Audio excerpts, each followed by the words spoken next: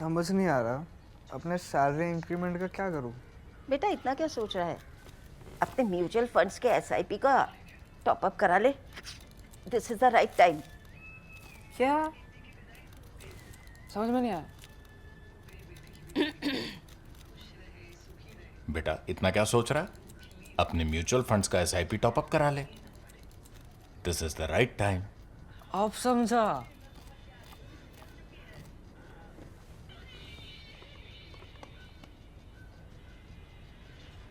Mutual fund investments are subject to market risks. Read all scheme related documents carefully.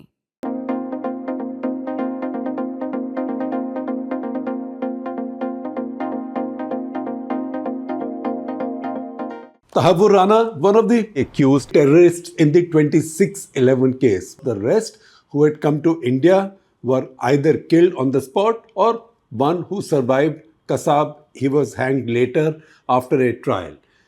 Of those that are in Pakistan, some are supposedly under arrest, but at the same time having babies and pretty much leading a normal life.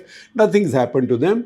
The two who were overseas or who were caught overseas, that is David Coleman Hadley and also Tahawwur Rana. David Coleman Hadley will not come to India because he made a plea deal with the US Justice Department whereby he serves a long but still comfortable sentence and stays on there. That's really a sweetheart deal.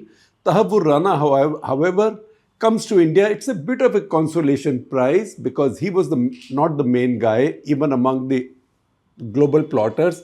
It was David Coleman Hadley, but still, it's better to have him than not have anybody else. However, when he comes into India, of course, he will be interrogated again by NIA and Indian agencies, and he will go through the Indian trial process. I see it unlikely that he will ever get out of an Indian jail unless he also gets a death sentence, because after all this was an act of terrorism and by implication an act of mass murder. So we don't know what will happen. This will go on. But one thing we know is that over the next several days, Pakistan will be back in our debate. Pakistan will be back in our debate because nobody can forget or frankly forgive the fact that 2611 was an attack that came from Pakistan.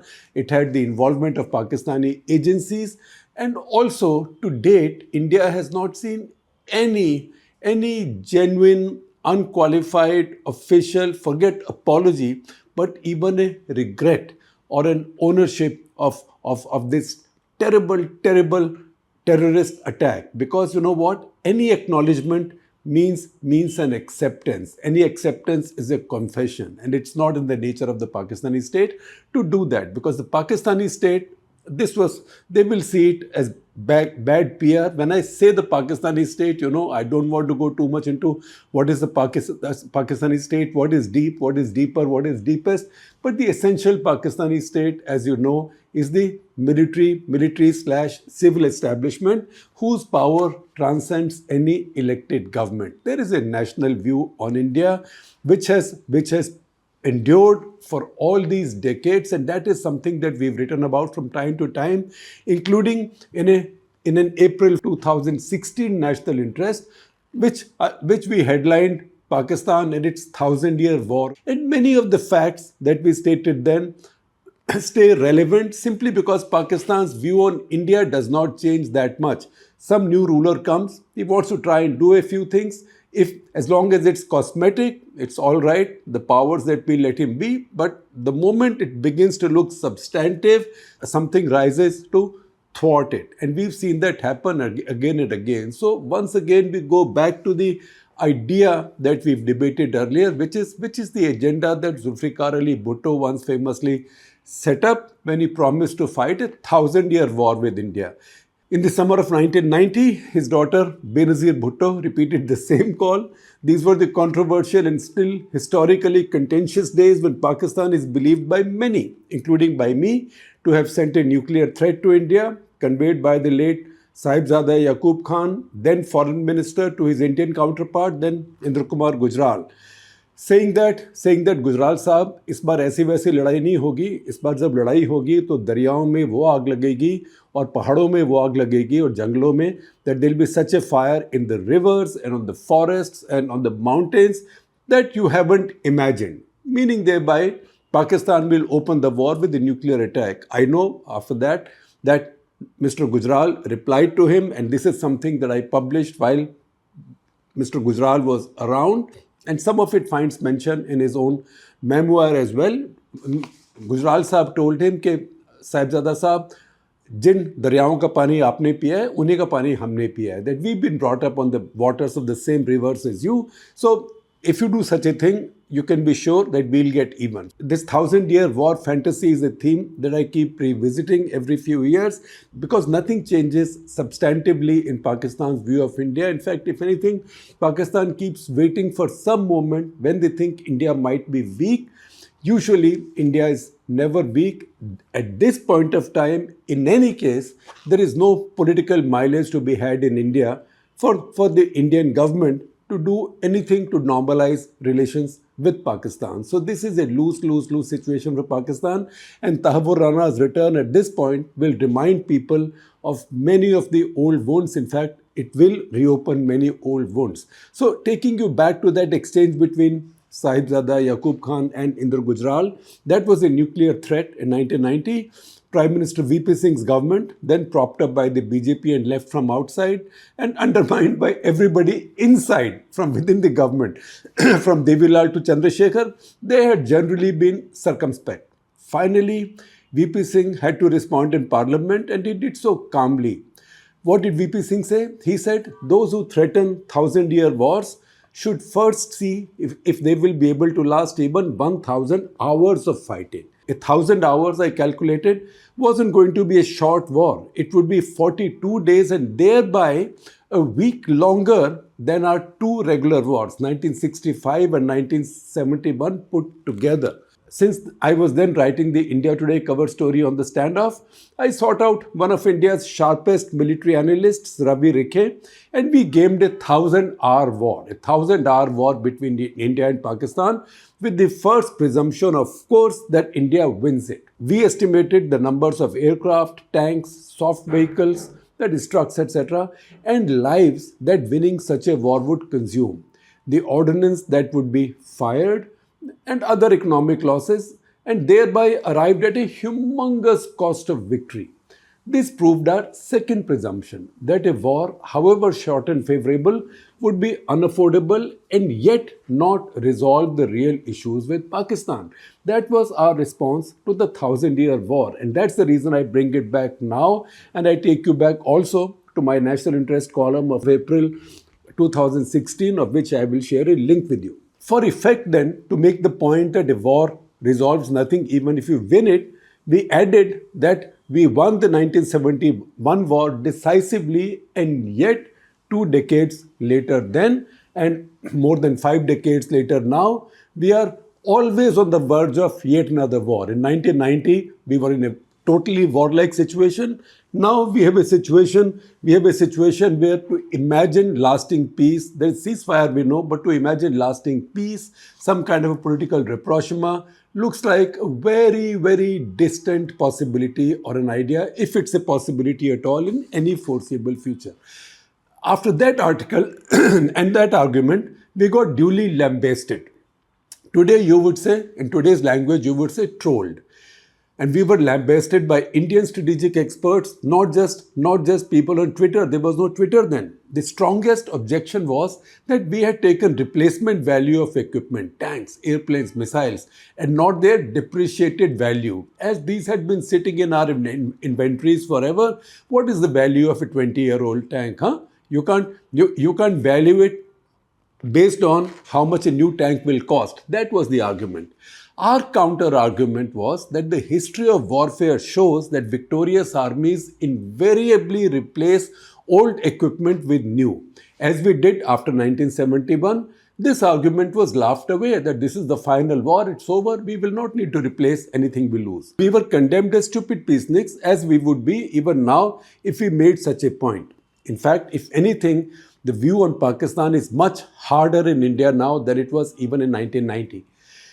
That analysis was considered so pacifist, in fact, that several prominent Pakistani newspapers reproduced it. Copyright being among the least important of the laws that we can't enforce in each other's territories. But one Pakistani paper went too far. It lifted and published a simple facsimile of the entire article, which used the familiar surrender picture of the 1971 war, featuring Generals Niazi and Arora, just the same picture, the painting of which our army chief's office just removed and moved it to the Manik Shah Center hall. That picture, so that paper reproduced our article but used that picture of the surrender in Dhaka with the caption saying that this war was decisive and yet solved nothing. So another war will be a stupid idea. The Pakistani paper also had taken a realistic pacifist view because this was a moment, a juncture of big warmongering in Pakistan. Next morning, the paper's editor and owners got calls from GHQ. I have mentioned about this in my obituary tribute to Khalid Ahmed, who was the editorial page editor of that paper then, the Frontier Post. This happened in his office. So his office, Khalid Ahmed got calls from the GHQ. How could you publish this Indian warmongering at that picture? That was the admonition. The editor and the paper apologized on its front page and then published a series of articles by a retired Pakistan Air Force Air Marshal on how Pakistan would demolish India within 3 days in a fresh war, ending by besieging Jaipur on D+3, that is D-Day +3, that is 72 hours after invading India. The Pakistani army will be sitting at Jaipur. I say quote unquote, just in case somebody does the usual thing of taking out this 18 seconds and saying, oh, Shekhar Gupta said that 3 days after invading India, Pakistani army will be sitting at Jaipur. I'm not saying that. That's what this air marshal who wrote this article in the Pakistani paper, Frontier Post, said. At which point, the Pakistani retired air marshal said India would sue for peace, not merely giving up Kashmir, but also agreeing to be balkanized into many nations of manageable size. A full 35 years later, as Pakistan is again back in our national debate, again in a negative setting, we need to reflect on the Pakistani 1,000-year war call yet again, and in a fresh perspective, away from the old planes and tanks or nuclear missiles template. Accordingly, I repeat the two new propositions that I've been putting forward. One, that a 1,000-year war is not only truly on, it is now in its 78th year, having begun in 1947. And the second, quickly, before you label me a Sangi come lately or some label like that of being accusing me of being a warmonger, etc., that is a war that mostly one country is fighting. That country is Pakistan. And also, that country is fighting this war. It thinks it's fighting this war in India, but it's fighting it essentially with itself. I'm not of the school that believes in the inevitability of the country's self-destruction, that is Pakistan's self-destruction. I believe, on the other hand, that Pakistani nationalism has evolved into a very strong, coherent force over time. The issue is that its national coherence has been drawn from an ideology which is based as much in Islam as in paranoia about India. In fact, even less in Islam and more in paranoia about India.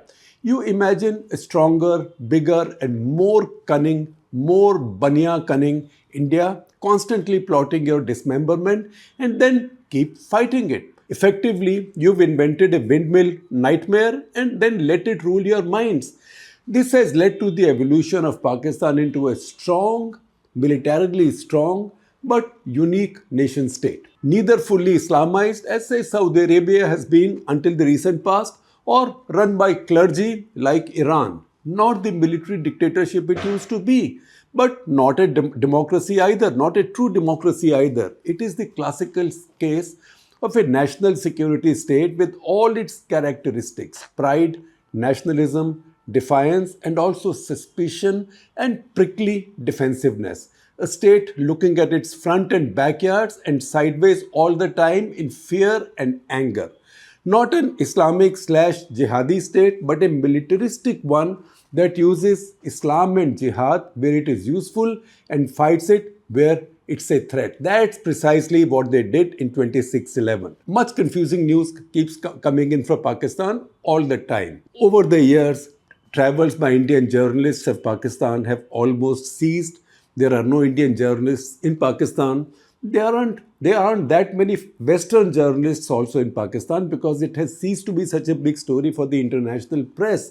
So we don't get so much information. So what filters down can be confusing. So one day we can see the Pakistani women beat the West Indies, once even India, not lately, but once even India, and other good teams in international cricket.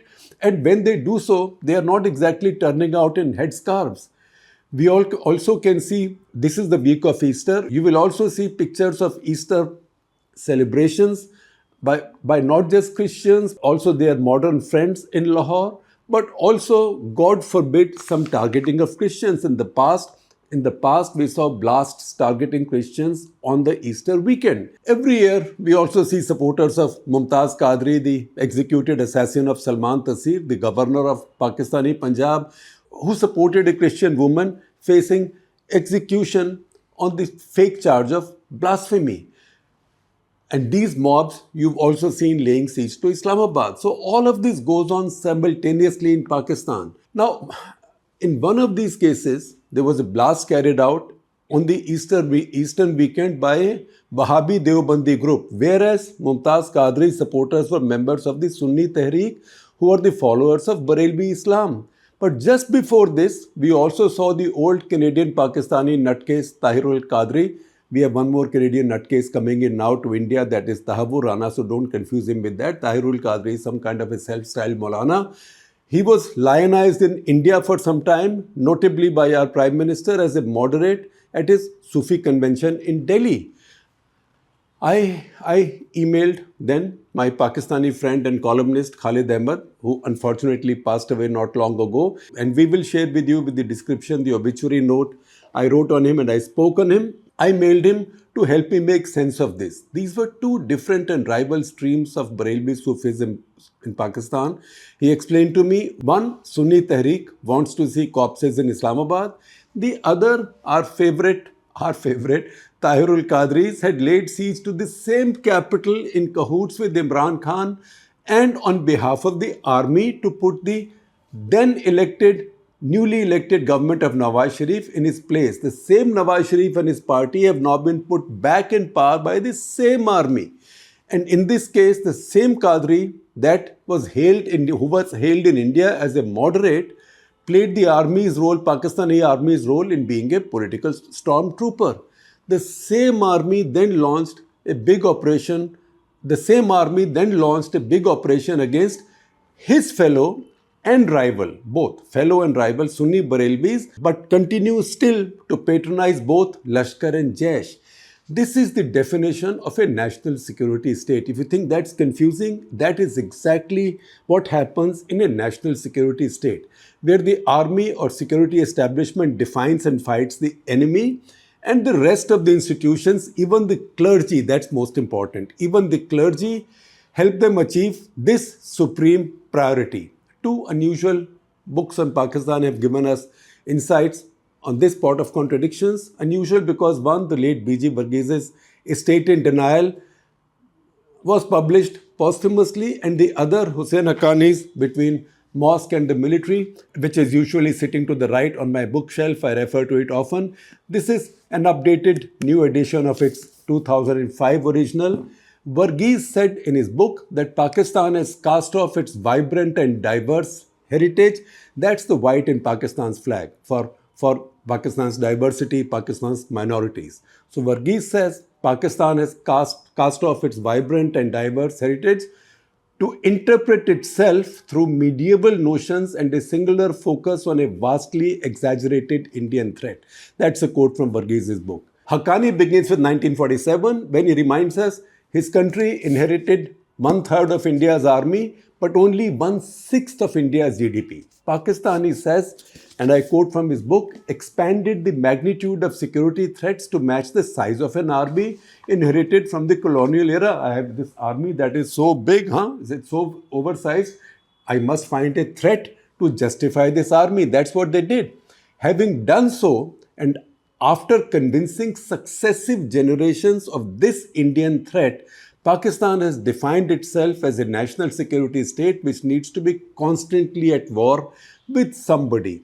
This ultimately results in waging war on itself and on its own people. We see what's been happening in Waziristan, in KPK, in Balochistan, the trouble it's having with Tehreek-e-Taliban Pakistan and other groups there.